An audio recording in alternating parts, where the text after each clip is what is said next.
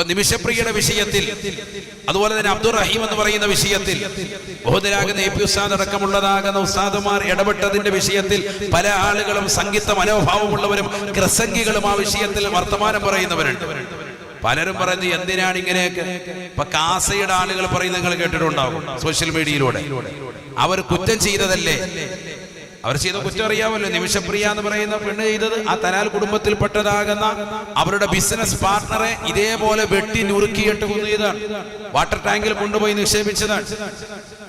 ആ കേസ് പലർക്കും അറിയില്ല. എല്ലാരും ഇങ്ങനെ നിമിഷപ്രിയ എന്ന് കേൾക്കുന്നതല്ലാതെ വിഷയം ശരിക്കും പഠിച്ചിട്ടില്ല. ക്രൂരമായി കുറ്റം ചെയ്ത ആ കുറ്റം തെളിയിക്കപ്പെട്ടതുമാണ്. അതിന്റെ അടിസ്ഥാനത്തിലാണ് വിഷയമുണ്ടായത്. എങ്കിൽ അവൾ അത് അനുഭവിക്കുക തന്നെയല്ലേ വേണ്ടത്, അവളെ കൊല ചെയ്യുകയല്ലേ വേണ്ടത് എന്നുള്ളത് ശരി തന്നെയാണ് ഒരു ഭാഗം നോക്കുമ്പോൾ. പക്ഷെ ഇസ്ലാമിൽ ചില ഓപ്ഷനുകൾ പറഞ്ഞിട്ടുണ്ട്. ആ ഓപ്ഷനാണ് ഉസ്താദുമാർ യമനിലെ സൂഫി പണ്ഡിതന്മാരെ വിളിച്ച് ഉമർ ബിൻ ഹബീബ് മഹത്തുക്കളാകുന്ന മഹാന്മാരെ വിളിച്ചുകൊണ്ട് ഉണർത്തിയത്. ഈ വിഷയം ഇങ്ങനെ ഉണ്ടല്ലോ. ഇസ്ലാമിൽ 4 കാര്യങ്ങളാണ് കർമ്മശാസ്ത്ര വിഷയങ്ങളിൽ എടുത്തു പറയുന്നത്. 4 ഭാഗങ്ങളായി 4 പാർട്ടായി ആ വിഷയങ്ങൾ എടുത്തു പറയാൻ. ഒന്ന് ഇബാദത്ത്, മറ്റൊന്ന് മുആമലാത്ത്, മറ്റൊന്ന് മുനാക്കഹാത്ത്, നാലാമത്തതാണ് ജിനായാത്ത്. ഒന്നാമത്തത് ഇബാദത്ത്, വുളൂ, തയമ്മും പോലെയുള്ളതാകുന്ന ഇബാദത്തിന്റെ കാര്യങ്ങൾ വിശദീകരിക്കുന്ന ഭാഗം. കർമ്മശാസ്ത്രം 4 പാർട്ടാണ്. അതിൽ ഒന്നാമത്തെ പാർട്ടാണ് ഈ പറഞ്ഞത്. രണ്ടാമത്തത് മുആമലാത്ത്, സാമ്പത്തിക ഇടപാടുകൾ, ക്രയവിക്രയങ്ങൾ, അത് സൂചിപ്പിക്കുന്ന വിഷയങ്ങൾ, അതുമായി ബന്ധപ്പെട്ട ചർച്ചകൾ, മസ്അലകൾ. അത് രണ്ടാമത്തെ ഫിഖ്ഹിന്റെ പാർട്ടാണ്, കർമ്മശാസ്ത്രത്തിന്റെ പാർട്ടാണ്. മൂന്നാമത്തത് മുനാക്കഹാത്ത്, വിവാഹ ജീവിതം, കുടുംബജീവിതം, ത്വലാഖ്, അനുബന്ധ വിഷയങ്ങൾ, അതുമായി ബന്ധപ്പെട്ട വിഷയങ്ങൾ ചർച്ച ചെയ്യുന്ന ഭാഗം. അത് മൂന്നാമത്തെ പാർട്ടാണ്. നാലാമത്തതാണ് ക്രിമിനൽ കുറ്റങ്ങളും അതുമായി ബന്ധപ്പെട്ടുള്ള വിഷയങ്ങൾ, അതിന്റെ ഇളവുകൾ, അതുമായി സാക്ഷി നിൽക്കുന്ന വിഷയങ്ങൾ, ശിക്ഷാമുറകൾ മുഴുവൻ വിവരിക്കുന്നതായ ജിനായാത്ത് എന്ന് പറയുന്ന ഭാഗം. ഈ വിഷയം അതിൽപ്പെട്ടതാണ്. ഈ ബാക്കി പറഞ്ഞ 3 ഭാഗങ്ങളും ഇബാദാത്തും മുആമലാത്തും മുനാക്കഹാത്തും ഇതൊക്കെ സാധാരണക്കാർ കൂടി പഠിച്ചിരിക്കൽ അനിവാര്യമാണ്. ശരിക്കും മനസ്സിലാക്കണം. കാരണം ഈ വിഷയങ്ങളൊക്കെ നമ്മൾക്കൊക്കെ ബന്ധപ്പെട്ടതാണ്. ഉദാഹരണം, തയമ്മും ചെയ്യുക, വുളൂ ചെയ്യുക, നിസ്കരിക്കുക, നോമ്പ് നോൽക്കുക, സക്കാത്ത് കൊടുക്കുക, ഹജ്ജ് ചെയ്യുക, ഇതൊക്കെ ഇബാദത്താണ്. ഇതൊക്കെ നമ്മൾ പഠിച്ചിരിക്കണം. രണ്ടാമത്തത് സാമ്പത്തിക ഇടപാടുകളാണ്. കടം കൊടുക്കുന്നതാകട്ടെ, അല്ലാത്തതാകട്ടെ, കച്ചവടം ചെയ്യുന്നതാകട്ടെ, ഏത് വിഷയമാണോ അത്തരത്തിലുള്ള കാര്യങ്ങളൊക്കെ നമ്മൾ പഠിച്ചിരിക്കൽ അനിവാര്യമാണ്. അതുകൊണ്ട് തന്നെ രണ്ടാമത്തെ പാർട്ടും ഒരു സത്യവിശ്വാസിയും വിശ്വാസിനിയെ സംബന്ധിച്ചിടത്തോളം എല്ലാവരും പഠിച്ചിരിക്കൽ അനിവാര്യമാണ്. മൂന്നാമത്തെ പാർട്ട് മുനാക്കഹാത്ത്, വൈവാഹിക ജീവിതം, കുടുംബ ജീവിതം, ത്വലാഖ്, അതുമായി ബന്ധപ്പെട്ട മസലകൾ, ഇതും നമ്മൾ പഠിച്ചിരിക്കൽ അനിവാര്യമാണ്. അതുകൊണ്ട് സാധാരണ ഈ വിഷയങ്ങളൊക്കെ ഏകദേശ ധാരണ എല്ലാത്തിലും നമുക്കുണ്ടാകും. നാലാമത്തെ പാർട്ട് സാധാരണക്കാരെ സംബന്ധിച്ചിടത്തോളം പഠിക്കൽ നിർബന്ധമില്ല. കാരണം അത് ഖാദിമാര്, ജഡ്ജിമാര്, സുപ്രീം കോടതിയിലെ ജഡ്ജിമാരടക്കം, ഹൈക്കോടതിയിലെ ജഡ്ജിമാരടക്കം, നമ്മുടെ മഹല്ലിലെ ഖാദിമാരടക്കം ഇസ്ലാമിക ഭരണകൂടത്തിൽ പ്രത്യേകിച്ച് നിർബന്ധമായി പഠിച്ചിരിക്കേണ്ട വിഷയങ്ങളാണ് ജിനായാത്ത്. ക്രിമിനൽ സ്വഭാവം വെച്ച് പുലർത്തുന്നവർ, അത്തരത്തിലുള്ളതാകുന്ന ക്രൈമുമായി ബന്ധപ്പെട്ടുള്ളതാകുന്ന ശിക്ഷാമുറകൾ തുടങ്ങിയിട്ടുള്ള വിഷയങ്ങൾ ചർച്ച ചെയ്യുന്നത്. അതുകൊണ്ടാണ് പലപ്പോഴും ആ വിഷയത്തിൽ ജനങ്ങൾ അറിവ് കുറഞ്ഞവരായി പോയത്. ശരിക്കും മനസ്സിലാക്കണം. അറിവില്ല എന്ന് കരുതിയിട്ട് നമ്മൾ സ്വയമേ വാദിക്കരുത്. നമ്മൾ തന്നെ അങ്ങ് ഖുർആന്റെ ആശയം എടുത്ത് പറയരുത്. ഖുർആൻ പറയുന്നതിനോട് കടകവിരുദ്ധമാണ് പലരും പറയുന്നത്. ഖുർആൻ ഈ വിഷയത്തിൽ ഇളവ് കൊടുത്തിട്ടുണ്ട്. എങ്ങനെ? ഇഷ്ടമുള്ളത് പ്രവർത്തിക്കാം എന്ന് പറഞ്ഞാൽ ആരാണ് ഇഷ്ടമുള്ളത് പ്രവർത്തിക്കേണ്ടത്? ഒരാൾ ഒരു വ്യക്തിയെ കൊന്നു എങ്കിൽ ആ കൊല്ലപ്പെട്ടതാകുന്ന വ്യക്തിയുടേതാകുന്ന കുടുംബക്കാർക്ക് ഒന്നില്ലെങ്കിൽ ഇവന് നിരുപാധികം മാപ്പ് ചെയ്തു കൊടുക്കാം. നിരുപാധികം മാപ്പ് ചെയ്തു കൊടുക്കാം. ഒന്നും അവനിൽ നിന്ന് സാമ്പത്തികമായി വസൂലാക്കാതെ തന്നെ ചെയ്യാം. അത് ഖുർആൻ ശക്തമായി പറഞ്ഞ വിഷയമാണ്. അവരുടെ പാപങ്ങൾ പൊറുക്കാൻ നിദാനമാണ്. അങ്ങനെ ചെയ്യുന്നവർക്ക് അവരുടെ പാപങ്ങൾ അഖിലവും അല്ലാഹു പുറത്തു കൊടുക്കും. അല്ലാഹു മനസ്സിലാക്കാൻ തൗഫീഖ് തരട്ടെ. ഖുർആനും ഹദീസും പറഞ്ഞതാണ്. രണ്ടാമത്തെ ഓപ്ഷൻ, നിരുപാധികം പുറത്തു കൊടുക്കേണ്ട, ബ്ലഡ് മണി സ്വീകരിച്ചുകൊണ്ട്, ദിയത്ത് സ്വീകരിച്ചുകൊണ്ട് പരിപൂർണമായി പുറത്തു കൊടുക്കാം. അതെങ്ങനെയാണ്? എന്തെങ്കിലും അവരിൽ നിന്ന് ഇത്ര രൂപ, ഒരാളെ കൊന്നാൽ 100 ഒട്ടകമാണ് പരിശുദ്ധ ഇസ്ലാമിൽ ദിയത്ത് പ്രഖ്യാപിക്കുക. 100 ഒട്ടകം. എന്ന് പറഞ്ഞാൽ അതിന് സമാനമായിട്ടുള്ളതാകുന്ന വലിയ തുക. ഒരാളെ കൊല്ലുക എന്ന് പറഞ്ഞാൽ ചെറിയ കാര്യമല്ലല്ലോ, വലിയ വലിയ വിപത്താണ്, വലിയ ചെയ്യാൻ പാടില്ലാത്ത കുറ്റകൃത്യമാണ്. അതുകൊണ്ട് തന്നെ 100 ഒട്ടകത്തിന് സമാനമായിട്ടുള്ളതാകുന്ന പ്രായച്ചിത്തം വാങ്ങിയിട്ട് ബ്ലഡ് മണി സ്വീകരിച്ചുകൊണ്ട് അവർക്ക് പരിപൂർണമായി അവരെ ജീവനിൽ നിന്ന് ഒഴിവാക്കി കൊടുക്കുക, അവരെ കൊല്ലാതെ വിട്ടുകൊടുക്കുക, അങ്ങനെ ചെയ്തു കൊടുക്കുക. ഈ 2 ഓപ്ഷൻ. ഇനി 3ാമത്തെ ഓപ്ഷനാണ് പറയുന്നത് കൊല തന്നെ. ഇവർ ചെയ്തതല്ലേ കൊലപാതകം എങ്കിൽ അത് കൃത്യമായി തെളിയിക്കപ്പെട്ടിട്ടുണ്ടെങ്കിൽ അവർക്ക് കൊലപാതകം തന്നെ മാപ്പ് ചെയ്യാതെ ഒരു ദിയത്തും ഒന്നും തന്നെ സ്വീകരിക്കാതെ കൊലപാതകം തന്നെ ചെയ്യണം, അവരെ അങ്ങനെ തന്നെ വധിക്കണം എന്ന് ശാഠ്യപ്പിടിക്കാം. ഇത് 3 ഓപ്ഷനാണ്.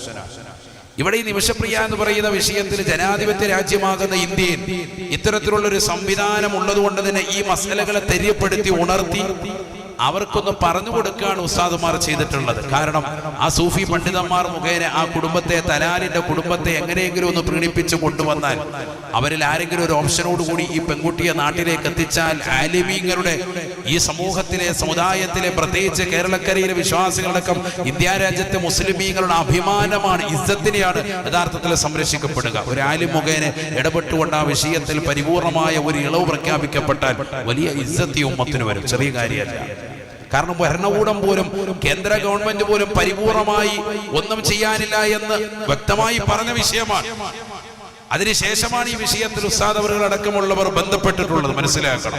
രാഷ്ട്രീയക്കാരും ബന്ധപ്പെട്ടിട്ടുണ്ട്, ഇല്ല എന്ന് പറയുന്നില്ല, പല ആളുകളും ബന്ധപ്പെട്ടു. പക്ഷെ ഉസ്താദിന്റെ ഇടപെടലാണ് കൃത്യമായിട്ട് ആ വിഷയത്തിൽ വലിയതാകുന്ന നിലയ്ക്ക് സഹായകമായത് എന്നുള്ളത് എല്ലാവർക്കും അറിയാവുന്ന വസ്തുതയാണ്. അത് പൂർണ്ണ അർത്ഥത്തിൽ അല്ലാഹു എത്തിക്കുമാറാവട്ടെ. നമുക്കതേ ദ്വാരൊക്കെ. കാരണം ഒരാളെയും കൊലപാതകം ചെയ്യാനോ ഒരാളുടെ ശരീരത്തെ ഇല്ലാതാക്കുവാനോ നമ്മളാരും ഇഷ്ടപ്പെടേണ്ടതില്ല. അള്ളാഹു ഒരു വ്യക്തിക്ക് മാപ്പ് ചെയ്തു കൊടുത്താൽ അതിനപ്പുറം മറ്റൊന്നുമില്ല. അള്ളാഹു പുറത്തു കൊടുക്കുമാറാവട്ടെ. അബ്ദുറഹീം എന്ന് പറയുന്ന സഹോദരന്റെ വിഷയത്തിലും ഇത് തന്നെയാണ് സംഭവിച്ചിട്ടുള്ളത്. പക്ഷെ അദ്ദേഹത്തിന്റെ വിചാരണ തീരാറായി, 20 വർഷം തികയാണ്. അത് തീർന്നാൽ ഇനി മാപ്പ് കൊടുത്താൽ കഴിഞ്ഞു, അദ്ദേഹത്തിന്റെ നാട്ടിലേക്ക് തിരിച്ചു വരാം. 35 കോടി രൂപയോളമാണ് പ്രിയപ്പെട്ടതാകുന്ന വിശ്വാസികൾ ലോകത്തിന്റെ വിവിധ ഭാഗങ്ങളിൽ നിന്നുകൊണ്ട് കേരളക്കാരായ ആളുകൾ മുഴുവനും ആ വിഷയത്തിൽ സഹായികളായി വർത്തിച്ചത്. പ്രവാസ ലോകത്തുള്ള മുഅ്മിനീങ്ങൾ, നമ്മുടെ നാട്ടിലെ നല്ലവരായ സഹോദര സഹോദരിമാർ എല്ലാവരും ആ വിഷയത്തിൽ ഭാഗവാക്കായിട്ടുണ്ട്. അദ്ദേഹവും രക്ഷപ്പെടണം. അദ്ദേഹം ഇത്തരത്തിലുള്ളതാകുന്ന സമ്പത്ത് കൊടുത്ത് ബ്ലഡ് മണി കൊടുത്തിട്ടാണെങ്കിലും എങ്ങനെയെങ്കിലും ശിക്ഷാമുറകളിൽ ഇളവ് കിട്ടിയിട്ട് രക്ഷപ്പെടണം എന്ന് ആഗ്രഹിക്കുന്നവരാണ് നമ്മൾ. അവിടെ പരിഗണിക്കുന്നത് മനുഷ്യത്വമാണ്, മനുഷ്യൻ എന്നുള്ള പരിഗണനയാണ്. മുസ്ലിം അമുസ്ലിം എന്നുള്ള വേർതിരിവല്ല. അത് നമുക്കിടയിൽ ഈ അടുത്ത് കൂടിയിട്ടുള്ളതാകുന്ന ചില ചിന്താധാരകളാണ്.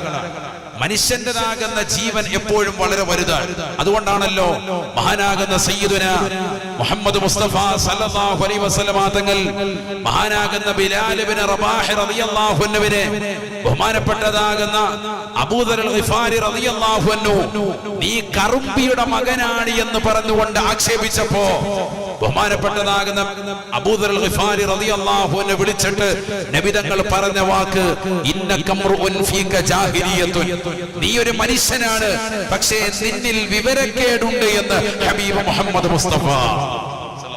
വല്ലാത്ത വാക്കാണ്. ഇന്നക മർഉൻ ഫീക ജാഹിലിയത്തുൻ, നീ ഒരു മനുഷ്യനാണ് പക്ഷേ നിന്നിൽ വിവരക്കേടുണ്ട്, അറിവില്ലായ്മയുണ്ട് എന്ന് ഹബീബ് മുഹമ്മദ് മുസ്തഫ സല്ലല്ലാഹു അലൈഹി വസല്ലം. നിന്നിൽ വിവരക്കേടുണ്ട്. കാരണം എന്താ? ജാഹിലിയ കാലഘട്ടത്തിലുള്ളതാകുന്ന ശൈലിയാണ് അത്തരത്തിലുള്ള വാക്കുകളുടെ പ്രയോഗം. നീ വലിയ ആളാണ്, ഞാൻ ദീൻ സ്വീകരിച്ച വ്യക്തിയാണ്, കറുകറുത്തതാകുന്ന മനുഷ്യനായ കറുത്ത വർഗക്കാരനായ നീഗ്രോ വംശജനാകുന്ന ബിലാൽ റളിയല്ലാഹു അൻഹു കണ്ടപ്പോ നീ നല്ല മനുഷ്യനാണ് എന്ന് നിന്റെ മനസ്സിൽ തോന്നിയിട്ടുണ്ട് എങ്കിൽ അത് നിന്റെ മനസ്സിൻ്റെതാകുന്ന മോശപ്പെട്ട ശൈലിയാണ്, മാറ്റി നിർത്തലാണ്, വർണ്ണത്തിന്റെ പേരിൽ വിവേചനം തീർക്കലാണ്. അത് ഇസ്ലാമിലില്ല. ഇന്നക മർഉൻ ഫീക ജാഹിലിയത്തുൻ ശഫീഉനാ റസൂലുള്ളാഹി വേറൊന്നും പറഞ്ഞിട്ടില്ല. മഹാനായ അബൂദർ അൽ ഗിഫാരി റളിയല്ലാഹു അൻഹു ബിലാൽ റളിയല്ലാഹു അൻഹു നിസ്കാരം കഴിഞ്ഞ് തിരിച്ചു പോകുമ്പോൾ മദീനയിലേതാകുന്ന മണൽപ്പരിപ്പിലേക്ക് ചുട്ടുപരുത്തതാകുന്ന മണലാരുണ്യത്തിലേക്ക് തന്നെ കവിള് ചേർത്ത് വെച്ചുകൊണ്ട് കടക്കുകയാണ്. എന്നിട്ട് പറയുകയാണ്, യാ ബിലാൽ,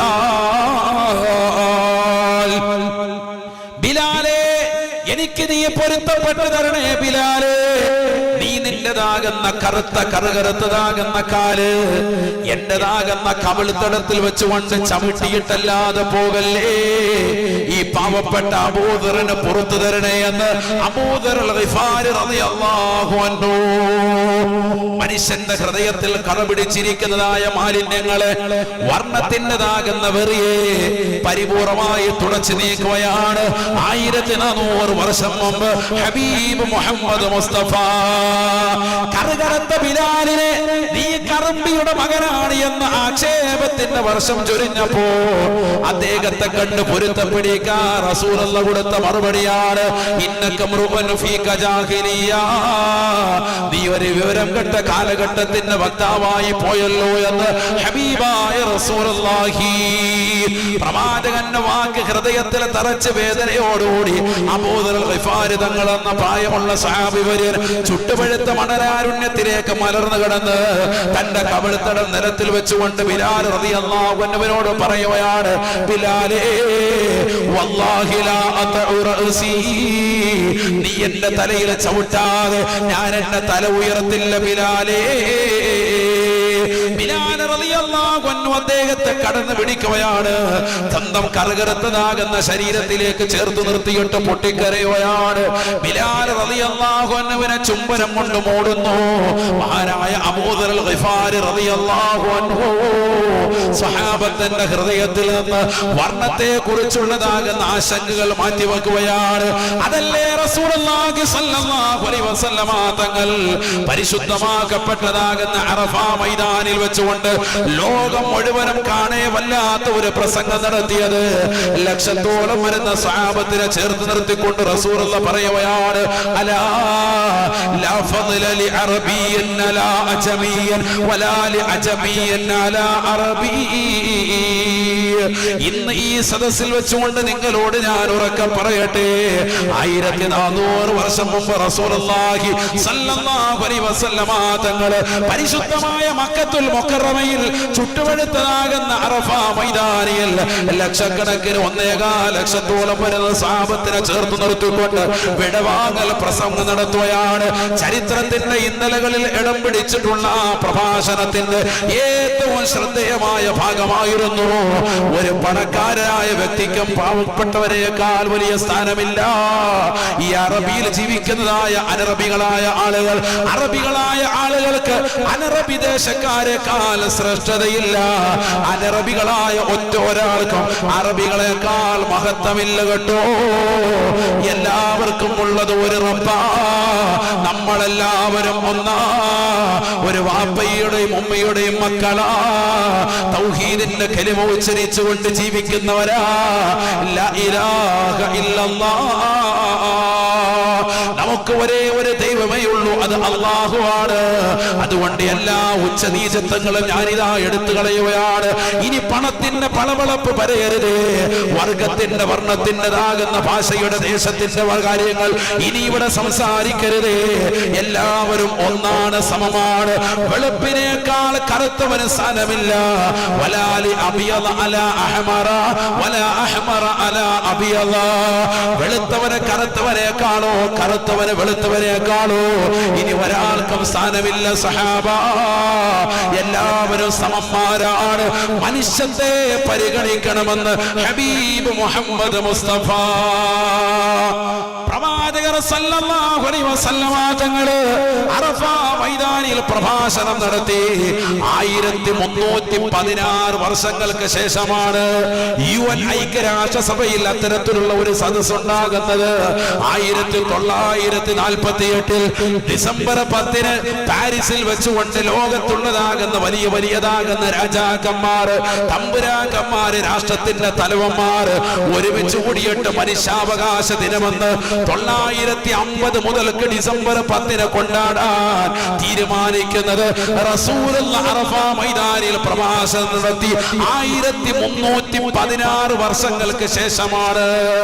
അവർ ഐക്യരാഷ്ട്രസഭ രൂപീകരിച്ച്, UN ഐക്യരാഷ്ട്രസഭ ഒന്നായിട്ട് അംഗീകരിച്ച് ലോക ജനത മുഴുവനും മാനവികതയുടെ ജീവിതം നയിക്കണമെന്ന് മനുഷ്യത്വത്തെ കുറിച്ച് പറയുന്നതിന് 1316 വർഷങ്ങൾക്ക് മുമ്പ് കാരുണ്യത്തെ കാലത്തിന്റെ പ്രവാചകർ നബി മുഹമ്മദ് മുസ്തഫ സല്ലല്ലാഹു അലൈഹി വസല്ലമ തങ്ങൾ അറഫ മൈതാനിൽ വെച്ചുകൊണ്ട് ജനങ്ങളോട് ഉത്ബോധനം കൊടുക്കുകയാണ്.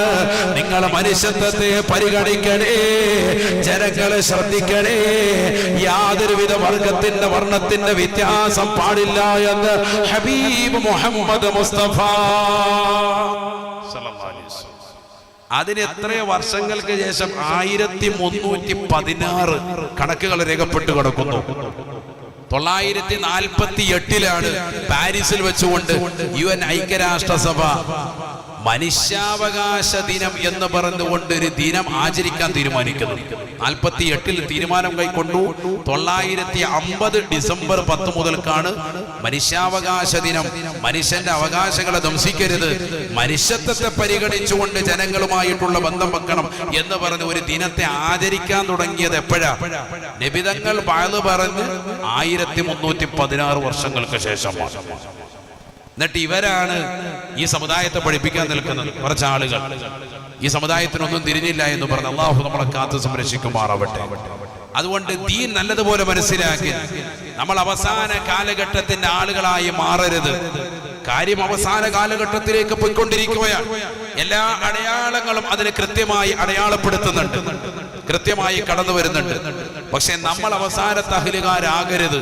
നമ്മൾ എപ്പോഴും സുഹൃതങ്ങളിൽ വ്യാപൃതരാകണം. 5 വഖ്ത് നിസ്കാരങ്ങൾ ജുമഅയും ജമാഅത്തും ശ്രദ്ധിക്കുന്നവരാകണം. നോമ്പുകൾ കഴിഞ്ഞ റമദാനിലെ പിടിച്ചു വീട്ടാത്ത സഹോദരിമാർ എത്രയും വേഗം അത് പിടിച്ചു വീട്ടാൻ വേണ്ടി പരിശ്രമിക്കണം. സകാത്തുകൾ കൊടുത്തു വീട്ടണം, സദഖകൾ കൊടുക്കണം, കുടുംബ ബന്ധങ്ങളെ ശാക്തീകരിക്കണം, സാഹോദര്യ ബന്ധങ്ങൾക്ക് വില കൽപ്പിക്കുന്നവരാകണം, സമൂഹത്തോടുള്ള കടമകളും കടപ്പാടുകളും പൂർത്തീകരിക്കുന്നവരാകണം, അയൽപക്ക ബന്ധങ്ങളെ ശാക്തീകരിക്കുന്നവരാകണം. മുത്തുനബി സല്ലല്ലാഹു അലൈഹി വസല്ലം തങ്ങൾ പറഞ്ഞുവല്ലോ, അയൽവാസികളെ കുറിച്ച് എന്റെ അടുക്കൽ അടിക്കടി വന്ന് ഇടയ്ക്കിടയ്ക്ക് വന്ന് ബഹുമാനപ്പെട്ട ജിബ്രീൽ അലൈഹിസ്സലാം വന്ന് അവരുടെ കാര്യങ്ങൾ ശ്രദ്ധിക്കണേ എന്ന് വസിയത്ത് ചെയ്തു. അവസാനം ഞാൻ കരുതിപ്പോയി, ഒരു വേള ഞാൻ മരിച്ചാൽ അനന്തരാവകാശം കൈപ്പറ്റുമോ അയൽവാസികൾ എന്ന് ഞാൻ കരുതിപ്പോയി എന്ന് സയ്യിദുനാ റസൂലുള്ളാഹി സല്ലല്ലാഹു അലൈഹി വസല്ലം. അത്രയേറെ കടമകളും കടപ്പാടുകളും അയൽവാസികളോടുണ്ട്. അയൽവാസികളോടുള്ള കടമകളും കടപ്പാടുകളും പൂർത്തീകരിക്കണം. മഹല്ലിനോടുള്ള കടപ്പാടുകളുണ്ട്.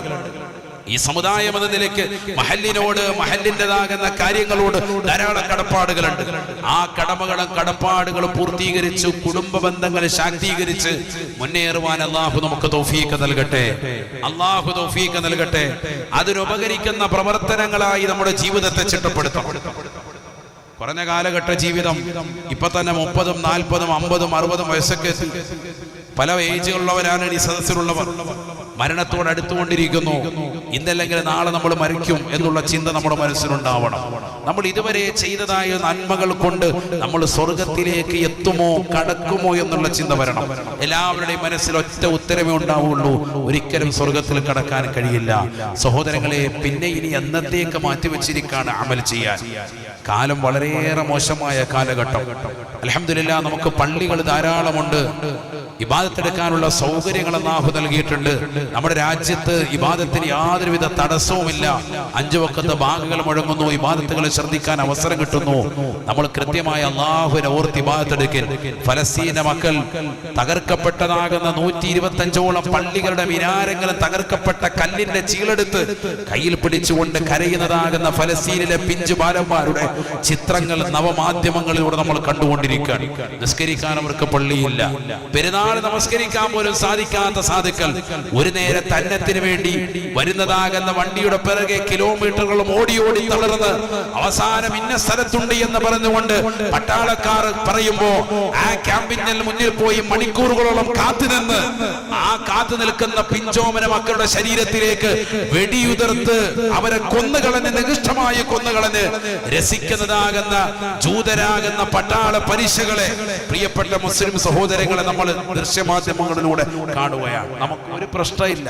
നമുക്ക് നിസ്കരിക്കാം, ഇബാദത്തെടുക്കാം, നോമ്പുകൾ നോക്കാം, പാവപ്പെട്ടവരുടെ കണ്ണീരൊപ്പാം, ഇത്തരത്തിലുള്ള ഉറൂസുകൾക്ക് വേണ്ടി ഒരുമിച്ച് കൂടാം. വളരെ മനോഹരമാകുന്ന ജീവിതം അല്ലാഹു നമുക്ക് നൽകി.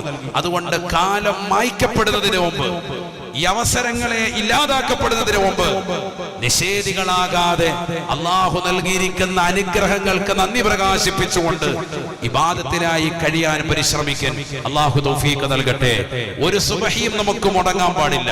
സുബഹി കഴിഞ്ഞുള്ള ഉറക്കം നമുക്ക് വേണ്ട. ഇന്ന് നമ്മുടെ മലപ്പുറം ജില്ലയിൽ A+ വല്ലാതെ വർദ്ധിച്ചിരിക്കുകയാണ്. ഒരു കാലഘട്ടത്തിൽ മലപ്പുറത്തെ മക്കൾ കോപ്പി അടിച്ചിട്ടാണ് പരീക്ഷ എഴുതി വിജയിച്ചത് എന്ന് പറഞ്ഞ രാഷ്ട്രീയ തമ്പുരാക്കന്മാർ മേലാളന്മാർ പോലും കൈകടിച്ച് നെട്ടിത്തരിച്ചിരിക്കുന്ന അവസ്ഥയിലേക്ക് ഇന്ന് മലപ്പുറത്തിന്റെ മക്കൾ അൽഹംദുലില്ലാഹ് SSLC +2 അടക്കം നല്ല രീതിയിൽ A+ൽ വലിയ ഉന്നതമാകുന്ന വിജയം വരിക്കുന്ന മക്കളായി നമ്മുടെ മക്കൾ മാറിയിരിക്കുന്നു. പക്ഷേ ആത്മീയത നഷ്ടപ്പെട്ടുകൊണ്ടിരിക്കുന്നു എന്നുള്ളത് വസ്തുതയാണ്. ഭൗതികതയുടെ ഉത്തുംഗതയിലേക്ക് നമ്മൾ എത്തുമ്പോഴും ആത്മീയത നമ്മളിൽ നിന്ന് നഷ്ടപ്പെടാൻ പാടില്ല. തഴവ ഉസ്താദിന്റെ 2 വരികൾ അതിന് പ്രചോദനദായകമാകട്ടെ. ഭൗതിക വിദ്യ വാഹനം കൊള്ളാമടോ, ആത്മീയ വിദ്യയാണതിന്റെ ബ്രേക്കടോ. ഭൗതിക വിദ്യ എത്രമേൽ അഭ്യസിച്ചാലും നല്ലതാണ്. അള്ളാഹു നമ്മുടെ മക്കൾക്ക് ഖൈറായ വിദ്യാഭ്യാസം നൽകട്ടെ. പക്ഷേ ആത്മീയതയിൽ ചാലിച്ചതാകണം. ളുഹർ നമസ്കാരം വരുമ്പോഴും അസർ വരുമ്പോഴും മഗ്രിബും ഇശാഉം എത്തുമ്പോഴും കൃത്യമായി സുബഹിയുടെ സമയത്തും നിസ്കാരം കറക്റ്റ് ആക്കണം. അതല്ലാതെയുള്ള പഠനം കൊണ്ട് ഒരു പ്രയോജനവുമില്ല. ഒരു ഗുണവും കുടുംബത്തിനും സമൂഹത്തിനും ഈ സമുദായത്തിനും ലഭിക്കാനുമില്ല. അത് ഓർത്തോണം. 5 വഖത്ത് നിസ്കാരം അത് മുസ്ലിമിനും കാഫിറിനും ഇടയിലുള്ള ഐഡന്റിറ്റിയാണ്. അത് മുടങ്ങാതെ കൃത്യമായി നിർവഹിച്ച് നല്ല നാളേക്ക് വേണ്ടി പരിശ്രമിക്കാൻ അള്ളാഹു നമുക്ക് തൗഫീഖ് നസീബാക്കുമാറാവട്ടെ. ഇവിടെ അടക്കം ചെയ്യപ്പെട്ടിരിക്കുന്ന വന്നിരാകുന്ന ശൈഖ് അവറുകൾ വലിയ തരീഖത്തിന്റെ മശായിഖ് അവറുകളാണ്. ഒരുപാട് ശിഷ്യഗണങ്ങൾ അവർക്കുണ്ട്. ലോകത്തിന്റെ വിവിധ ഭാഗങ്ങളിൽ ആത്മീയ മേഖലകളിൽ വിരലസിക്കുന്നതായ ഒരുപാട് മഹത്തുക്കൾ അവരുടെ ശിഷ്യഗണങ്ങളിലുണ്ട്. ഒരുപാട് ജീവിച്ചിരുന്നതായ കഴിഞ്ഞ കാലഘട്ടത്തിലും ഇപ്പോൾ വസിക്കുന്നതായ മഹത്തുക്കളടക്കം വലിയ പ്രായം ചെന്ന ഉലമാക്കളടക്കം ആ മഹാനുഭാവന്റെ തിരുസവിധത്തിലെത്തി പൊരുത്തം വാങ്ങിക്കുകയും അവരുടെ ഭാഗത്ത് നിന്ന് ഇജാസത്ത് മുഖേന ദിക്റുകൾ ചൊല്ലിക്കൊണ്ടിരിക്കുകയും ചെയ്യുന്നത് ഈ ഉമ്മത്തിന് കൃത്യമായി വ്യക്തമായി അറിയാവുന്നതാണ്. അള്ളാഹു അവരുടെ പൊരുത്തവും മദതും ഹിഫ്ളും ഹിമായത്തും തണലും നമുക്ക് ഏവർക്കും ഈ വെള്ളിയാഴ്ച രാവിന്റെ ബറക്കത്ത് കൊണ്ട് അള്ളാഹു നസീബാക്കട്ടെ. നമ്മുടെ ഈ ഉറക്കിൽ തന്നെ മരിക്കുന്ന എത്രയോ ആളുകളുണ്ട്. അവരുടെ റൂഹിനെ അള്ളാഹു പിടിച്ച് വെക്കുകയാണ് എന്ന് വിശുദ്ധമായ ഖുർആൻ. വയുർസിലുൽ ഉഖറാ ഇലാ അജലിൻ മുസമ്മാ. ചില ആളുകളുടെ റൂഹിനെ അല്ലാഹു തിരിച്ചു നൽകുകയാണ്. അതിന്റെ അർത്ഥം അല്ലാഹു നിനക്ക് ഈ ദുനിയാവിൽ അടിച്ചു പൊളിക്കാനുള്ള അവസരം നൽകുക എന്നുള്ളതല്ല. നീ കുറഞ്ഞ കാലത്തൂടി ജീവിച്ചോ മനുഷ്യ, എന്നെ ഓർത്തുകൊണ്ട് ജീവിച്ചോ സഹോദരി. നീ നമസ്കാരം ചിട്ട വെച്ചുകൊണ്ട് ജീവിക്കണേ. നീ ലജ്ജയുള്ളവരാകണേ. നീ ഖുർആൻ ഓതിക്കൊണ്ട് നിലകൊള്ളുന്നവരാകണേ. നീ വിക്റിലായി കഴിഞ്ഞു ഓടുന്ന ജീവിതം നയിക്കണേ. ഫയുംസികുൽ ഉഖറാ വയുർസിലുൽ ഉഖറാ ഇലാ അജലിൻ മുസമ്മാ. അല്ലാഹു നമുക്ക് റൂഹിനെ തിരിച്ചു നൽകിയത് ഈ ദുനിയാവിൽ അടിച്ചു പൊളിച്ച് രസിക്കാനുള്ളതല്ല. അതിനു വേണ്ടിയിട്ടല്ല അല്ലാഹു റൂഹ് നൽകിയത്. അല്ലാഹുവിനെ ഓർത്തുകൊണ്ട് അവനെ സ്മരിച്ചുകൊണ്ട് ദിക്റിലായി ശുക്റിലായി കഴിഞ്ഞുകൂടാനാണ്. നമ്മളിങ്ങനെ അഹങ്കരിക്കുകയാണ്. നമുക്ക് ഖുർആൻ ഓത്തില്ല, ദിക്റില്ല, ഔറാദുമില്ല, എപ്പോഴും കളിതമാശ, എപ്പോഴും പാട്ട് കേട്ടുകൊണ്ടിരിക്കുക. രാത്രി ഉറങ്ങുന്ന മക്കളുടെ കാതിൽ നല്ല സിനിമാ പാട്ടാണ്, അല്ലെങ്കിൽ ഏതെങ്കിലും സിനിമയും കണ്ടുകൊണ്ടിരിക്കുകയാണ്. പകലിങ്ങനെ ബസ്സിലും ട്രെയിനിലും ഒക്കെ പോകുമ്പോൾ എല്ലാവരുടെയും കാതിൽ ഇയർഫോൺ ഉണ്ട്. ആ കാതിൽ കിടക്കുന്ന ഇയർഫോൺ എടുത്ത് നമ്മളൊന്ന് വെച്ചാൽ നമ്മൾ തുള്ളിപ്പോവും. അത്തരത്തിൽ നല്ല DJ പാട്ട് ഇട്ടുകൊണ്ട് സിനിമാ പാട്ട് കേട്ടു. അല്ലാതെ ഖുർആൻ കാസറ്റല്ല ഇത്. മനസ്സിലാക്കണം. എന്താണ് നമ്മുടെ ഉമ്മത്തിന്റെ അവസ്ഥ? രാവും പകലും അശ്ലീലത. അതാണ് രസം. ഒരു 5 മിനിറ്റ് ജീവിതത്തിൽ അങ്ങനെ സംഭവിച്ചു പോയി ഉസ്താദെ. അങ്ങനെയല്ലല്ലോ. 5 മിനിറ്റ് ഖുർആൻ ഓതിയെങ്കിൽ രക്ഷപ്പെട്ടിത്. അതുപോലും ഇല്ല. 24 മണിക്കൂറും ഇത് തന്നെ പരിപാടി. ലജ്ജയില്ല. ലജ്ജ നഷ്ടപ്പെട്ടു പോയി. എവിടെയാണ് മനുഷ്യന് ലജ്ജയുള്ളത്? ആളുകൾക്ക് മുന്നിൽ കിടന്ന് തുള്ളൽ. കല്യാണത്തിന്റെ സദസ്സിലേക്ക് കിടന്ന് കാണിക്കുന്നത് കാണില്ലേ? ആരാണ്? നമ്മുടെ സമുദായത്തിൽപ്പെട്ട മക്കളാണ്. ആ കുടുംബവുമായി ബന്ധപ്പെട്ട് ഏതെല്ലാം പെണ്ണുങ്ങളുണ്ട് അവരെയൊക്കെ വിളിച്ചു ചേർത്തിട്ട് 2 ആഴ്ച മുമ്പ് ഡിസ്കോയുടെ ക്ലാസ് തുടങ്ങിയിരിക്കുകയാണ്. Break dance. എല്ലാവരും നല്ല റാഹത്തായി. എന്താണ് അവസ്ഥ? നമ്മുടെ അതിനുവേണ്ടി ലക്ഷങ്ങൾ ചെലവഴിച്ചു, അതിന് വേറൊരു ഡ്രസ്, അതിനൊക്കെ പൈസ കൊടുക്കുന്നതിന് ഒരു വിഷയമില്ല. ഈ ഹാജിയാരുടെ പേര് നോട്ടീസ് ബോർഡിൽ 1ാമത്തെ സഫയിൽ കിടപ്പുണ്ട്. എന്താ, കഴിഞ്ഞ 2 വർഷമായിട്ട് മാസവരി കള്ള ഹയവാൻ കൊടുത്തിട്ടില്ല. ഇവിടെ ബാക്കിയുള്ളത് ചെലവഴിക്കാൻ ഇഷ്ടം പോലെ കാശ. ബാക്കി പള്ളിയുടെ വിഷയങ്ങൾക്ക്, ദീനിന്റെ വിഷയത്തിൽ ചെലവഴിക്കാനൊന്നും കാശില്ല. ദുനിയാവിന്റെ വിഷയങ്ങൾക്ക് ചെലവഴിക്കാനൊക്കെ എല്ലാവർക്കും കാശ. സമ്പത്തിലെ ഉസ്താദ് എന്ന് പറഞ്ഞ് പള്ളിയുടെ മുന്നിൽ വന്നുകൊണ്ട് സ്വന്തം മകളുടെ കല്യാണത്തിന് വേണ്ടി കെഞ്ചി തെണ്ടിക്കൊണ്ട് കാശ് കൊണ്ടുപോകുന്നവന്റെ വീട്ടിൽ പോലും തലേ ദിവസം മഞ്ഞ കല്യാണം, പച്ച കല്യാണം, ചുവപ്പ് കല്യാണം. ആളുകളുടെ മുന്നിൽ വന്നിട്ട് ഇങ്ങനെ തെണ്ടാൻ, യാചിക്കാൻ, ആശില്ല മുള കെട്ടിക്കാൻ. അതിന് തലേന്ന് പോയപ്പോ മഞ്ഞ മൊത്തത്തിൽ അവിടെ ഒന്നായിട്ട് വല്യാപ്പം ഉണ്ട്, ഒരു യോയോ, ഒരു വള്ളി നിക്കറൊക്കെ ഇട്ടുണ്ട്, വീടിന്റെ വാതിക്കെ പോസ്റ്റർ പോലെ നിൽക്കാൻ, പോസ്റ്റൊക്കെ എത്തി നിർത്തിയിരിക്കും. ഇതാണ് നമ്മുടെ അവസ്ഥ. ദീൻ പരിപൂർണമായി പോയി, ഒരു ലജ്ജയില്ല. ചെറുപ്പക്കാരൊക്കെ വസ്ത്രം കണ്ടില്ല, അവിടെ ഇവിടെയൊക്കെ കീറിയ വസ്ത്രം ഇട്ടാണ് നടക്കുന്നത്. ആണുങ്ങൾക്ക് അവന്റെ മുട്ടുപൊക്കലിനിടയിലുള്ള ഭാഗം ഔറത്തല്ലേ സഹോദര. നീ ഇത് വെട്ടിക്കീറിയ ഈ സാധനം ഇട്ടുകൊണ്ട് പള്ളിയിൽ നിസ്കരിക്കാൻ വന്നാൽ, ഇതിട്ടുകൊണ്ട് നിസ്കരിക്കാൻ വരണ്ട, അല്ലാതെ തന്നെ നടന്നാൽ ഔറത്ത് വെളിവാക്കിക്കൊണ്ട് നടക്കുന്നതിന്റെ ശിക്ഷ കിട്ടില്ലേ? വെറുതെ പറയാണോ? എന്താ അലിമീങ്ങൾ പറയുമ്പോൾ, ഉസ്താദുമാര് പറയുമ്പോൾ ഇതൊക്കെ നിസാരവൽക്കരിക്കുന്നത്? ഇതൊരു കളിതമാശയായിട്ട് എടുക്കരുത്, വളരെ ഗൗരവമുള്ള വിഷയമാണ്. നമ്മുടെ വരും തലമുറ എങ്ങോട്ടായി പോകുമെന്നുള്ള ചിന്തയാണ്. എങ്ങോട്ടായി പോകും, എങ്ങോട്ട് പോകും, ആരെ അനുസരിക്കും ഇവർ? ആരാണ് ഇവരെ പറഞ്ഞ് നന്നാക്കി കൊണ്ടുവരിക? ഒരാളുടെയും വാക്കുകൾ അവർ അവഗണിക്കുന്നില്ല, ഒരാളുടെയും വാക്കുകൾ അവർ മനസ്സിലാക്കുന്നില്ല. എല്ലാവരുടെയും വാക്കുകളെ പുറമായി അവഗണിക്കുന്നു, തള്ളിക്കളയുന്നു. ആലിമീങ്ങളെ വെക്കുന്നില്ല. സ്വന്തം മാതാപിതാക്കളുടെ വാക്കുകൾ അവഗണിക്കുന്നു. മാതാപിതാക്കൾ പറയുന്ന തന്തവൈബന്ധാണ്. പ്രായമുള്ള ആളുകളുടെ വാക്കുകളൊക്കെ അവഗണിക്കാൻ. അവർക്കൊക്കെ വേറെ ജോലിയില്ലെന്ന് പറയും. ഉപദേശം കേൾക്കുന്നതിന് ഇഷ്ടമല്ല.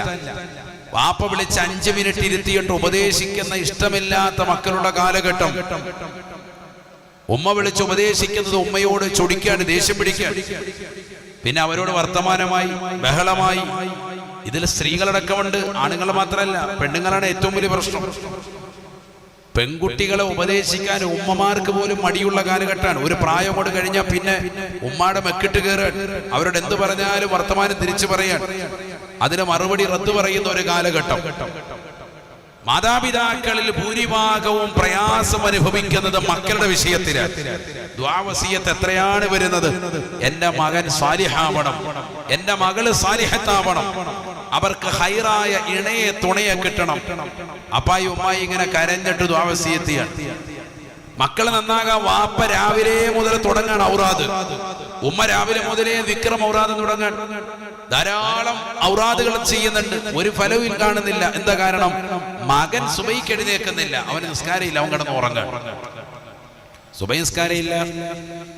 ഖാല റസൂലുള്ളാഹി സ്വല്ലല്ലാഹു അലൈഹി വസല്ലം, നബി സല്ലല്ലാഹു അലൈഹി വസല്ലം തങ്ങൾ പറയുകയാണ്, മൻ സല്ല സുബ്ഹ ഫഹുവ ഫീ ദിമ്മത്തില്ലാഹ്. ആരെങ്കിലും സുബ്ഹി നമസ്കാരം കൃത്യമായി നിർവഹിച്ചാൽ അല്ലാഹുവിന്റെ ഉത്തരവാദിത്തത്തിലാണ് അവനുള്ളത് എന്ന് ഹബീബുനാ റസൂലുള്ളാഹി. സുബ്ഹി നമസ്കാരം കൃത്യമാക്കിയാൽ അല്ലാഹുവിന്റെ കാര്യം ഏറ്റെടുത്തു. എത്ര പേര് സുബ്ഹി കറക്റ്റ് ആക്കുന്നുണ്ട്? വാലൊക്കെ കേൾക്കും, രാത്രി പോയി കിടന്ന് അങ്ങനെ ഉറങ്ങും, സുബ്ഹി കഴിയുമ്പോഴേ എഴുന്നേൽക്കുന്നത്.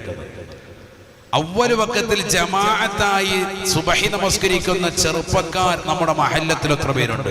ചിന്തിക്ക്. പ്രായമുള്ള ആളുകൾ പിന്നെ അവരുടെ ആ ഒരു പ്രായം മാനിച്ചിട്ട് അങ്ങനെ വരികയാണ്. മരണത്തെ ഭയമുണ്ട്, ഏകദേശം തീരാറായി എന്നുള്ളത് അവർക്ക് ഉറപ്പുവന്നു.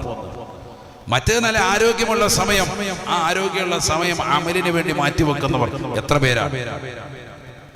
എത്ര പേരുണ്ട്? നാളെ അർശിന്റെ തണൽ കിട്ടുന്ന വിഭാഗമായി നബി സല്ലല്ലാഹു അലൈഹി വസല്ലം തങ്ങൾ അടയാളപ്പെടുത്തിയതല്ലേ വശാബുൻ നശഅ ഫി ഇബാദത്തില്ലാഹ്. അല്ലാഹുവിന്റെ മാർഗത്തിലായി, ഇബാദത്തിലായി യുവത്വത്തെ ചെലവഴിച്ചിട്ടുള്ളതാകുന്ന സഹോദരങ്ങൾ, സഹോദരിമാർ, അവർക്ക് തീർച്ചയായും അല്ലാഹു അർശിന്റെ തണൽ നൽകും. എത്ര പേർ ശ്രദ്ധിച്ചിട്ടുണ്ട് എന്നാണ് എന്റെ ചോദ്യം. ളുഹറും അസറും മഗ്രിബും ഇശാഉം സുബ്ഹിയും അടക്കം കൃത്യമായി അവ്വൽ വഖത്തിൽ നമസ്കരിക്കുന്ന എത്ര മുസ്ലിം സഹോദരങ്ങളുണ്ട്, സഹോദരിമാരുണ്ട്. അതിനൊക്കെ മാതാപിതാക്കളുടെ നിർബന്ധം ചെലുത്തലില്ലാതെ, അവർ പുറകെ നിൽക്കലില്ലാതെ സ്വയമായി എനിക്ക് നന്നാവണം എന്ന് എന്തുകൊണ്ട് ചിന്തിക്കുന്നില്ല? അതൊക്കെ ചിന്തിക്കേണ്ട പ്രായം കഴിഞ്ഞു. വയസ്സ് 20-25 ആയില്ലേ? ഇനി എന്നാണ് നിങ്ങൾ നന്നാവാൻ വേണ്ടി മനസ്സ് വെക്കുന്നത്? സഹോദരങ്ങളെ, ഇപ്പൊ കഴിഞ്ഞ ദിവസം നിങ്ങൾ കണ്ടില്ലേ, ദൃശ്യ ശ്രാവ്യ മാധ്യമങ്ങൾ മുഴുവനും അടയാളപ്പെടുത്തി നബി സല്ലല്ലാഹു അലൈഹി വസല്ലം തങ്ങൾ ലോകാവസാനത്തെ കുറിച്ച് പറഞ്ഞ ഒരു അടയാളം. എന്താ പറഞ്ഞത്? അവസാന കാലഘട്ടമാകുമ്പോ ഒരു വർഷം ഒരു മാസമായി, ഒരു മാസം ഒരാഴ്ചയായി, ഒരാഴ്ച നിങ്ങൾക്കൊരു ദിവസമായി, ഒരു ദിവസം ഒരു മണിക്കൂറായി, ഒരു മണിക്കൂർ ഒരു മിനിറ്റായി, ഒരു മിനിറ്റ് ഒരു സെക്കൻഡായി മാറുന്ന കാലഘട്ടം വരും. ലോകാവസാനത്തിന്റെ അടയാളമാണ് ഹബീബ് മുഹമ്മദ് മുസ്തഫ. ആ ഒരു അവസ്ഥയിലേക്ക് ഇന്ന് ലോകത്തിയില്ലേ. ഒരു വർഷം നമ്മളൊക്കെ പറയും എന്ത് പെട്ടെന്നാണ് അദ്ദേഹം മരിച്ചിട്ട് ആണ്ടായോ. ആരെങ്കിലും മക്കളുടെ അവർ വാപ്പയുടെ ആണ്ടിന്റെ കാര്യം നമ്മളൊക്കെ പറയാൻ വരുമ്പോ നമ്മൾ തന്നെ അത്ഭുതപ്പെടുക. ആണ്ടായോ, ഒരു വർഷമായോ? സുബ്ഹാനല്ലാഹ്, കഴിഞ്ഞ മാസം നടന്നതുപോലെ ഓർക്കാണ്. ഇങ്ങനെയാണ് പറയുന്നത്. ഒരു ജുമാ കഴിഞ്ഞ അടുത്ത ജുമാ വെള്ളിയാഴ്ച ദിവസം, നാളെ ഇതാ ജുമായാണ്. ഒരു ജുമാ കഴിഞ്ഞ ഒരു വെള്ളിയാഴ്ച എത്ര പെട്ടെന്നാണ് പോകുന്നത്. കഴിഞ്ഞ ആഴ്ച ഞാൻ നസീം ആലങ്കോട് വെച്ച് കണ്ടതുകൊണ്ട്, അതെവിടെ എടപ്പാൾ സ്വദേശിയാണ്, അല്ലാഹു ബർക്കത്ത് ചെയ്യട്ടെ. കഴിഞ്ഞ ജുമായ്ക്ക് അവിടെ വന്നിട്ടുണ്ടായിരുന്നു. ഇപ്പൊ ഒരാഴ്ചയായി, നാളെ ഒരു വെള്ളിയാഴ്ചയാണ്. എന്ത് പെട്ടെന്നാണ് ഒരാഴ്ച കഴിയുന്നത്. ഒരു ജുമാ കഴിഞ്ഞ് മറ്റൊരു ജുമാ. ഞാനാണെങ്കിൽ ജുമാ മാത്രമേ പള്ളിയിൽ പോകുന്നുള്ളൂ. എന്നിട്ട് തന്നെ ഒരു ജുമാ കഴിഞ്ഞ് അടുത്ത ജുമയാകുമ്പോൾ ഞാൻ തന്നെ ചിന്തിക്കാറുണ്ട് എന്ത് പെട്ടെന്നാണ് പോയത്. ഒരു ജുമാ കഴിഞ്ഞിട്ട് അടുത്ത വെള്ളിയാഴ്ച പെട്ടെന്നാണ് വരുന്നത്. നമ്മൾ തന്നെ ചിന്തിക്കാറില്ലേ? നിങ്ങൾ തന്നെ ചിന്തിച്ചിട്ടുണ്ടാകും. മകളുടെ കല്യാണം കഴിഞ്ഞിട്ട് ഒരു വർഷമായി, അല്ലെങ്കിൽ വാപ്പ മരണപ്പെട്ടിട്ട് ഇതാ ഇത്ര ദിവസമായി, 40 ദിവസം കഴിഞ്ഞു. ഇതൊക്കെ കേൾക്കുമ്പോൾ നമുക്ക് തന്നെ ആശ്ചര്യം, എന്ത് പെട്ടെന്നാണ് ഒരു ദിവസം കഴിഞ്ഞു പോകുന്നത്. നേരം വെളുക്കുന്നു, രാത്രിയാകുന്നു, രാത്രിയാകുന്നു, പ്രഭാതത്തിലാകുന്നു. മണിക്കൂറുകൾ ഇങ്ങനെ പെട്ടെന്ന് സെക്കൻഡുകളെ പോലെ പൊയ്ക്കൊണ്ടിരിക്കുകയാണ്. ഇതിപ്പോ ശാസ്ത്രം കണ്ടുപിടിച്ചു, സൂര്യൻ അതിന്റെ കറക്കം, ഭൂമി വല്ലാതെ ചുറ്റൽ വർദ്ധിച്ചിരിക്കുന്നു. ഭൂമി കറക്കം വല്ലാതെ വർദ്ധിച്ചിരിക്കുന്നു. അതിന്റെ ചലനം, ഭൂമി സൂര്യന് ചുറ്റുമുള്ളതാകുന്ന കറക്കം വല്ലാതെ കൂടിക്കൊണ്ടിരിക്കുന്നു. ശാസ്ത്രം കഴിഞ്ഞ ദിവസം പരസ്യമായി ലോകത്തോട് വിളിച്ചു പറഞ്ഞു, 1400 വർഷം മുമ്പ് റസൂലുള്ളാഹി സ്വല്ലല്ലാഹു അലൈഹി വസല്ലം തങ്ങൾ അവസാന കാലഘട്ടം ഇത് ഉണ്ടാകുമെന്ന് പറയുമ്പോൾ പലരും ഖുർആനിനെയും പ്രവാചകര അധ്യാപനങ്ങളെയും കളവാക്കി ഇന്നിതാ ശാസ്ത്രം അതൊക്കെ അംഗീകരിച്ചുകൊണ്ട് വരിക. ഞാനതാ പറഞ്ഞത്, ഇത്രയേറെ അടയാളങ്ങൾ കൃത്യമായി എണ്ണിപ്പറഞ്ഞതാ പ്രവാചകരെ എന്തുകൊണ്ട് ഈ ഉമ്മത്ത് മുറുകെ പിടിക്കുന്നില്ല? നബിതങ്ങൾ പറഞ്ഞ എല്ലാ അടയാളങ്ങളും വന്നു. വ്യഭിചാരം അധികരിക്കും, വ്യഭിചാരത്തിലൂടെയുള്ള സന്താനങ്ങൾ അധികരിക്കും. അമ്മ തൊട്ടിലുകൾ അധികരിച്ചില്ലേ? പാപ്പയേത് ഉമ്മയേതെന്നറിയാത്ത കുട്ടികൾ ദൈനംദിന ജീവിതത്തിൽ ഓരോ തെരുവോരങ്ങളിൽ പ്രസവിക്കപ്പെടുക, ആരോരും നോക്കാനില്ലാത്ത കുട്ടികൾ കടന്നു വരാൻ. ഇതൊക്കെ പരിശുദ്ധ പ്രവാചകന്റെ തിരുവചനങ്ങളെ കൃത്യമായി അനർത്ഥമാക്കാൻ, അടയാളപ്പെടുത്താൻ. എന്നിട്ടും ഈ ഉമ്മത്തിൽ പല ആളുകൾ മനസ്സിലാക്കുന്നില്ല. നമ്മൾ ഓർക്കണം, അല്ലാഹു നമ്മളെ കാത്തു സംരക്ഷിക്കട്ടെ. അല്ലാഹു നമ്മളെ പരിപൂർണമായ കാവൽ നസീബാക്കട്ടെ. അല്ലാഹുവേ, ഞങ്ങളെ നീ സാലിഹീങ്ങളിൽ ചേർക്കണേ അല്ലാഹ്, ആബിദീങ്ങളിൽ ചേർക്കണേ അല്ലാഹ്. ഉമർ ബിൻ ഖത്താബ് റളിയല്ലാഹു അൻഹുവിന്റെ കാലഘട്ടത്തിൽ ഒരു പെണ്ണിന് മറ്റുള്ളതാകുന്ന കാമുകന്മാരോട് വല്ലാത്ത പ്രണയമാണ്, ശാരീരികമാകുന്ന അഭിനിവേശമാണ് അവൾക്കുള്ളത്. സ്വന്തം ഭർത്താവ് നാട് വിട്ടുകൊണ്ട് അവളെ ഒഴിവാക്കിക്കൊണ്ട് പോയപ്പോ നാട്ടിൽ 7 ചെറുപ്പക്കാർ അവളുടെ വീട്ടിൽ വന്നുകൊണ്ട് രാത്രി പല സമയങ്ങളിലായി കയറിയിറങ്ങി. അവളുടേതാകുന്ന ഒരു കുട്ടിയുണ്ട് വീട്ടിൽ. ആ കുട്ടി ഇത് കണ്ടു. ഈ കുട്ടി മറ്റുള്ളവരോട് പറയുമെന്ന് മനസ്സിലാക്കിയപ്പോൾ ഈ 7 പേരും ചേർന്നുകൊണ്ട് ആ കുട്ടിയെ കൊന്നുകളയാൻ തീരുമാനിക്കുകയാണ്. പെണ്ണിന്റെ ഒത്താശയോടുകൂടി തന്നെ ഈ 7 കാമുകന്മാർ കൂടി ആ പെണ്ണിനെ, ആ കുട്ടിയെ കൊന്നുകളഞ്ഞു. ഉമർ ബിൻ ഖത്താബ് റളിയല്ലാഹു അൻഹു കാലഘട്ടത്തിലാണ്. എവിടെയാ നടന്നത്? ഇന്നിപ്പോ നിമിഷാപ്രിയ എന്ന് പറയുന്നതാകുന്ന കുട്ടിയുടെ ചർച്ച നടന്നുകൊണ്ടിരിക്കുന്ന യമൻ എന്ന് പറയുന്ന പ്രദേശത്തിലെ സൻആ എന്ന് പറയുന്നതാകുന്ന പ്രവിശ്യയിൽ നടന്ന സംഭവമാണ്. ഒരു പെണ്ണ്, ആ പെണ്ണ് 7 പേരുമായിട്ട് അവിഹിത ബന്ധം. ഭർത്താവില്ല, ഭർത്താവ് നാട് വിട്ട് അവളെ വിട്ട് ഉപേക്ഷിച്ച് പോയിരിക്കുക. അപ്പൊ അവരുടെ കാമപൂർത്തീകരണത്തിന് 7 പേരുമായിട്ട് രാത്രി അവളെ ശയ്യാവലംബിക്കാൻ. അങ്ങനെ എല്ലാ ദിവസവും ഇവരുമായിട്ടുള്ള കണക്ഷൻ അത് മുന്നോട്ട് പോകവേ സ്വന്തം കുട്ടി എറിഞ്ഞു. ഭർത്താവിലുണ്ടായിരുന്ന കുട്ടി എറിഞ്ഞു. ആ കുട്ടിയെ എങ്ങനെയെങ്കിലും കൊലപ്പെടുത്തണമെന്ന് കരുതിയിട്ട് 7 പേര് കൂടി തീരുമാനിച്ചു. കുട്ടിയെ കഴുത്തറത്തു കൊന്നു, കൈകാലുകൾ വെട്ടി നുറുക്കി, പല കഷ്ണങ്ങളാക്കി സഞ്ചിയിലാക്കി ഒരു പൊട്ടക്കിണറ്റിൽ കൊണ്ടുപോയി നിക്ഷേപിച്ചു. അവസാനം ഒരു പച്ച നിറത്തിലുള്ള ഒരു സൈസ് ഈച്ച വന്നുകൊണ്ട് ആ പൊട്ടക്കിണറ്റിന്റെ വല്ലാതെ വ്യാപിക്കുകയും പരിസരമാകെ വലിയതാകുന്ന മണം ദുർഗന്ധം വമിക്കുകയും ചെയ്തപ്പോൾ ആളുകൾ വന്നുകൊണ്ട് ആരോ ഒരാൾ പൊട്ടക്കിണറ്റിൽ ഇറങ്ങി ആ സഞ്ചി പൊക്കി മുകളിൽ കൊണ്ടുവന്ന് നോക്കുമ്പോൾ ഈ കുട്ടിയാണ്, ചെറിയ കുട്ടിയാണ്. ആ കുട്ടിയെ വെട്ടി നുറുക്കിയിട്ട് കഷ്ണങ്ങളാക്കിയിട്ട് അതിനെ സഞ്ചിയിലാക്കിയിട്ട് താഴെ ഇറക്കിയിട്ട്